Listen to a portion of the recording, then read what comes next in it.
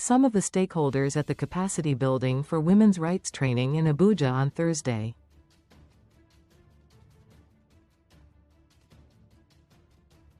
Photo: Adebayo Folorunsho-Francis Stakeholders and human rights activists have thrown their weight behind the National Assembly, urging lawmakers to ensure the swift passage of the reserved seats for women bill, which has reached an advanced stage of legislative consideration.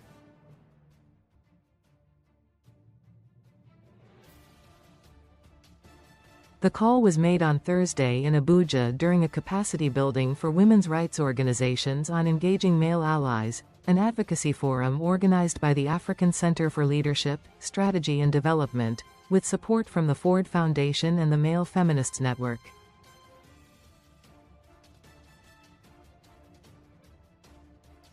The proposed legislation seeks to address Nigeria's persistent gender imbalance in political representation by creating 37 additional seats in the Senate, 37 in the House of Representatives, and 3 reserved seats per state in all 36 state houses of assembly, exclusively for female candidates.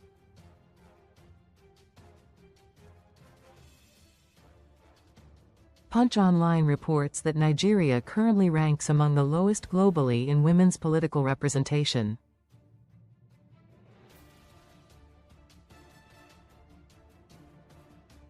Women occupy just 3.7% of seats in the Senate and 3.9% in the House of Representatives, despite constituting nearly half of the country's population.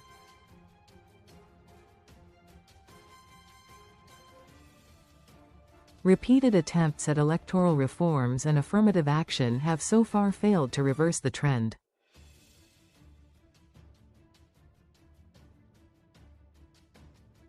Addressing journalists in Abuja, popular human rights advocate, Dr. Otive Igbuzor, said the reserved seats proposal aligns with global best practices and remains one of the most effective pathways to improving women's participation in governance.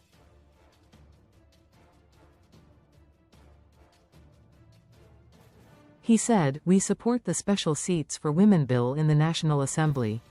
If you look across the world, particularly in Africa, the countries that have increased women's participation did it through constitutional provision."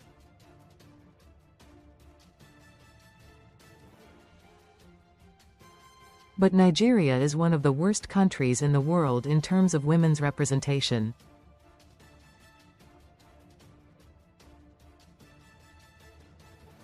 The 10th National Assembly will write its name in gold if they pass the reserved seats bill, and we expect it will do just that.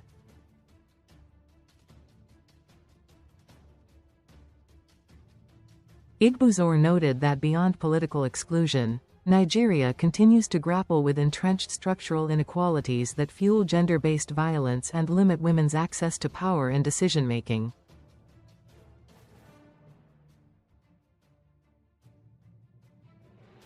He warned that patriarchy remains deeply rooted in Nigeria's social, cultural, religious, and political institutions, stressing that sustainable gender justice cannot be achieved without the active involvement of men.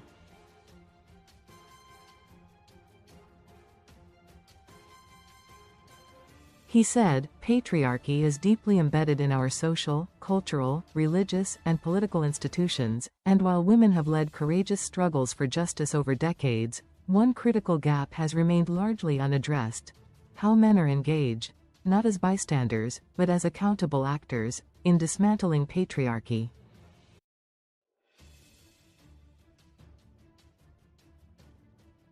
It cannot be dismantled without men changing their beliefs, behaviors, and use of power.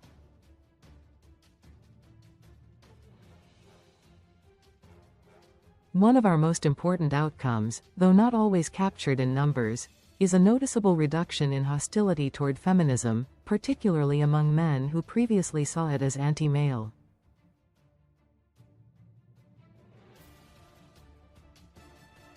This cultural shift is critical, because you cannot end gender-based violence without changing the beliefs that sustain it.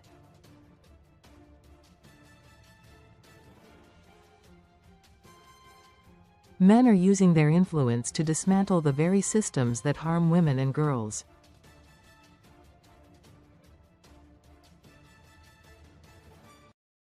Stakeholders at the forum, however, expressed optimism that the 10th National Assembly would prioritize the bill as part of broader efforts to deepen inclusivity, strengthen democracy, and align Nigeria with regional and international commitments on gender equality.